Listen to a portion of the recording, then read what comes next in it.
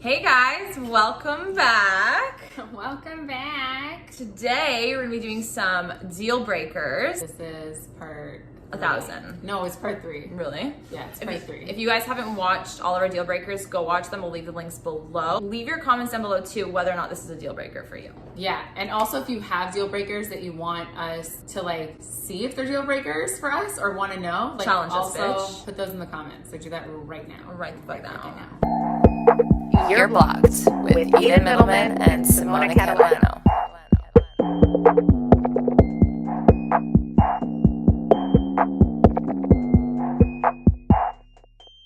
We're gonna start off with number 1, which is... Number 1, is this a deal breaker for you? Like a guy who's just in the party phase of his life, in that scene, is really in it and committed to it. Let's say you have a guy and he's really great, but he always, whenever he's with his boys or has boys night, he's always getting fucked up. Fucked up. And it's just hello? where are you at right now? Where are you at? So you're dating... That's not my vibe. No. Why is that your vibe? I think partying for me is a deal breaker if he's in that lifestyle. So if you're hitting up the clubs, fucking Thursday, Friday, Saturday, you're going hard each and every time, you're getting plastered, white girl wasted, it is a big turn off. And honestly, even if I wasn't dating this guy and I was interested and I saw him from across the fucking room, I'd be like, no, not my type. I wouldn't even give you a second chance. Yeah, I just think there's nothing cute about a guy getting fucked up. There's nothing cute. There's nothing attractive about it. It's kind of a one drink for you. Yeah. Even if we're out together, I'm allowed to have a second drink, you can't. No, I'm kidding. I have to be the more drunk one. Yeah. If we're drinking. If we're drinking. It can't really be you stumbling. Oh my God. And you being the mother and taking care of him. No. I'm not doing that. No. Actually, there's this TikTok that I saw. And this girl, basically her boyfriend was blackout. He's in his underwears. She's holding him like a baby. No. You know that sound that was bitch, I'm a mother? She literally, he's blackout drunk. She's holding him like a fucking baby. No. Oh my God. I think that's funny if you're 17, not if you're 27. What stage are you at in your life? And I wouldn't be with a guy like that if I'm not on the same page as him. Also, you can be a promoter and you could be in that lifestyle and you could be very big and into the club scene, but you're not drinking. You are there to work and you're about your business. I think that's the underlying thing here. Sure, you can get drunk, of course, but I think that when it's consistent, it's is there something else going on here? Yeah. Do you know what I mean? I think that one's done. We've established you're not drinking, and if you it's are, a deal breaker. You're not our vibe. The second one is bad communication, and this is 310% a deal breaker for me. There's no communication. If you can't communicate the basics and you just don't know how to do that, then that's great. I'm not your mother. Again, we're reverting back to the TikTok. I am not your mother. You're not going to teach him how to communicate effectively and properly. Exactly. So if you are at the clubs, for example, again, you're not drinking. We love that, but you are an effective communicator. 2 points. Oh, wow. Babe, I'm out all night. I'm working tonight. I'm going to send you a message when I'm home at 4 a.m. We're going to touch base in the morning.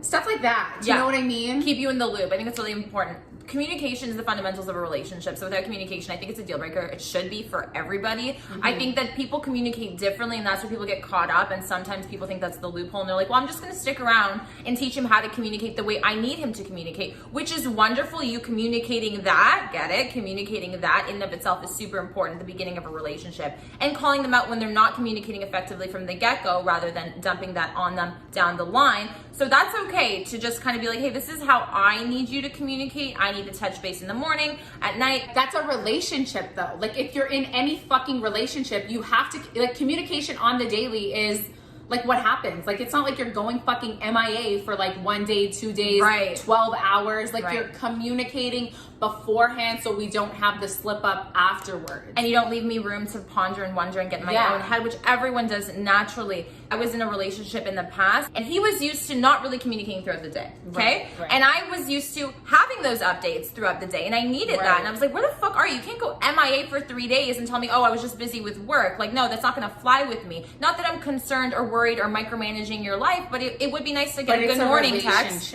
It's a relationship. It might have come from an unhealthy relationship in the past and that's all they know. Mm-hmm. So you laying down the law, for a lack of a better term, and just being clarifying. Yeah, right? Clarifying. This is what I need. Can we do this? If that's not how you flow, then we're not for each other because you don't want to change somebody. Okay, let's draw back on the guy who's at the club, okay? I think that basic communication, if you are, I get it, from like fucking 9 to like fucking 1:30. You're MIA. I know that like it's not gonna be a like FaceTime me kind of vibe night. I know you're out. I know you're doing your thing. Instead of letting my mind race and wander throughout those 6 fucking hours at night when you're at the club with like tons of girls and bottle, you know, babes. I was gonna say another word, but bottle babes. I like that. Babes instead.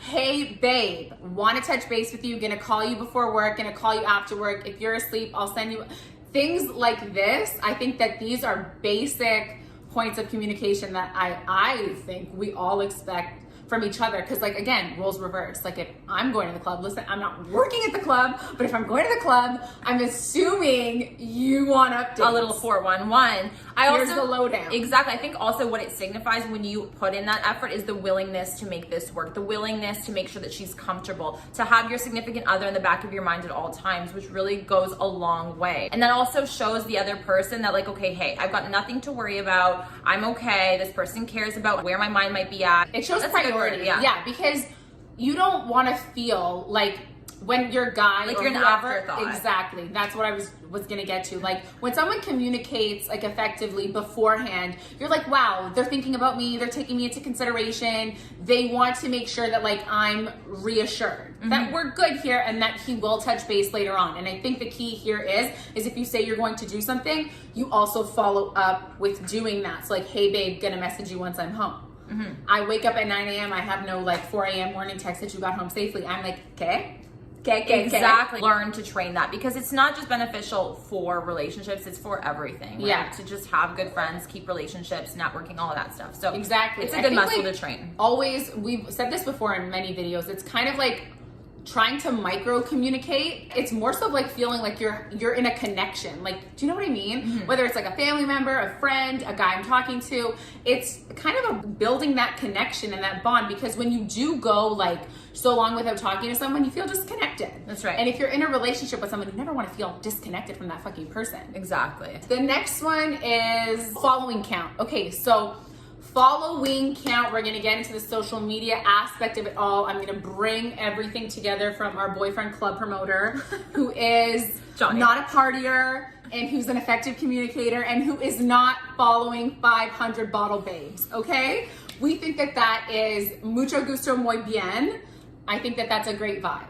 I think that if he is following all the girls, it is a deal breaker. Because listen, no good man is frequently on social media. Like, and that's just how I feel. That is, that's just how I facts, feel. though. That's It's fucking facts. Why are you posting? Now As you a have man- Instagram. As a man, why are you taking a What is selfie? the Like, point? what is the point of that? Okay, to be honest with you, if you are single and you have 5 million girls on your following list, that's also hindering the possibilities of you actually getting a girl as well, just so you know. It's giving thirsty. It is thirsty, but it is thirsty. Why are you following them? Why do you want to keep tabs on their life? Why are you willingly making that decision? Again, it comes down to the same thing we always talk about when it comes to social media. It is your choice, and you are constantly making that choice day in and day out. When a girl, or if you're in a relationship, right, you get into a relationship with a guy and he has 500 girls, okay, like a lot of them, and they're the girls that you know, like the bottle service girls. There's nothing wrong with that, but you are posting, you know, sexier photos that makes your significant partner feel uncomfortable. Like, that's obviously a deal breaker for, I think, a lot of girls. It's just whether or not they vocalize it or put importance to it, and like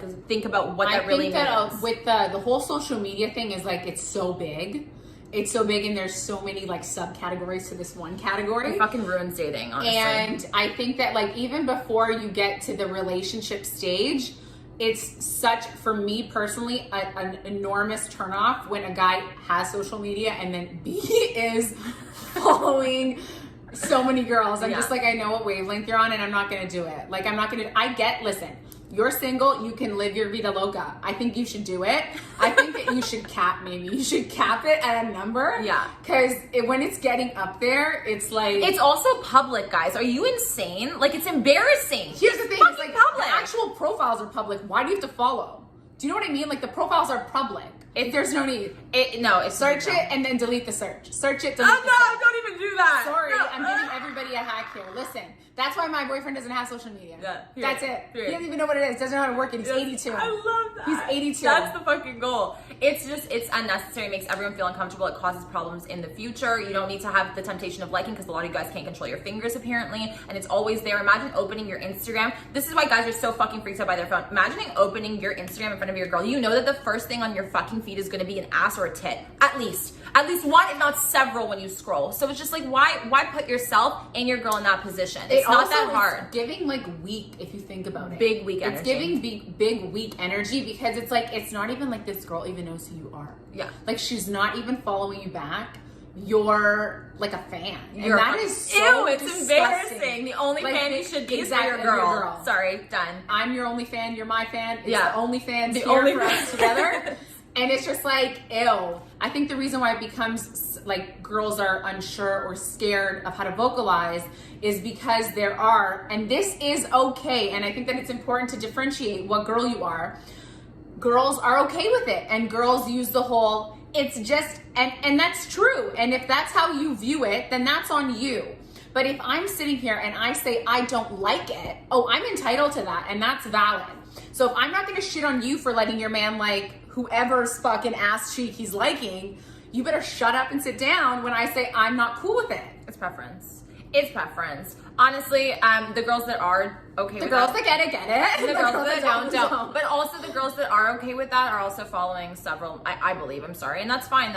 I mean, if that works for you guys, then that's great. Bottom line, if you see a guy who has 1,000,001 girls that he's following, the worst thing is to have that conversation. Is the most uncomfortable, because a lot of times guys gaslight girls about that and being like, your feelings are not valid, and actually you're like insecure. you're overreacting. Yeah. You're crazy. You're crazy. It's really not a big deal. Stop fighting. Stop fighting against your girl's feelings.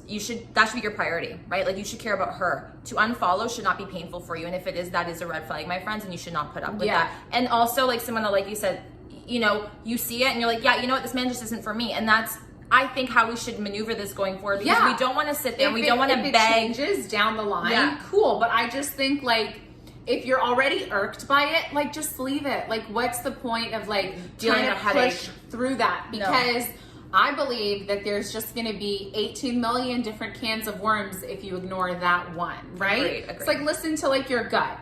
If in 6 months he slides in and he's like has zero posts and he's like only following like his mom and his sister, like, okay, then maybe Winner, chicken dinner. And or if not, then like adios. Like, what have you invested at this point? Like, do you know what I mean? Even if I talk to a guy on Hinge and then he's like, oh my God, here's my IG. And I'm like, oh my God, okay, cool. And I see, I'm like, so close. You get so far. Right? Like, we got so far. We got the IG handle, but it's not going to be a follow for me. And that's why. Like, you know what I mean? And we discussed this. It's not something you should have to tell your fucking partner who's a grown-ass man. Sorry. Yeah, my brother, what a lot of these things come down to. Yeah, my brother's 22 at his prime, fucking bitches, okay? When he's in a relationship, he's like, I don't even let my girl get to the point where she has to bring that up. I do it on my own. Energy. And he's 22. And that's fucking energy. I didn't teach him that shit. He's just like, I feel gross. Why am I in a relationship then if I want to see these girls all the time? Period. There's no excuse. It's just whether you want to or not. Hashtag a good man. Hashtag that's a good man. You don't got to tell him nothing. Exactly. And that's like the moral of like this whole video. You don't have to tell a real man shit. I'm telling you, like, I really honestly am. Like, a real man just knows how to move. He's just not about the partying, the shitty communication, and the following girls. No. He's just not into that. No. That's not his flavor. That's not where he's at in life. Exactly. Those are just the deal breakers that we have for today. Big deal breakers. All of them were a deal breaker for us. Were they a deal breaker for you? Leave them in the fucking comments. And if they aren't, like, let us know why not. Yeah. We don't want to fight. We're open. We just want to know. We're open to listening. Yeah, to listening. We're open to knowing. Yeah, whether or not we apply it to our life is a different story, but that's your preference. It's our preference. Yeah, I'm a hard no on these. Big no. Thank you guys so much for watching. Don't forget to comment, like, and subscribe, and hit the bell for the notifications, and we'll see you back here soon. Bye.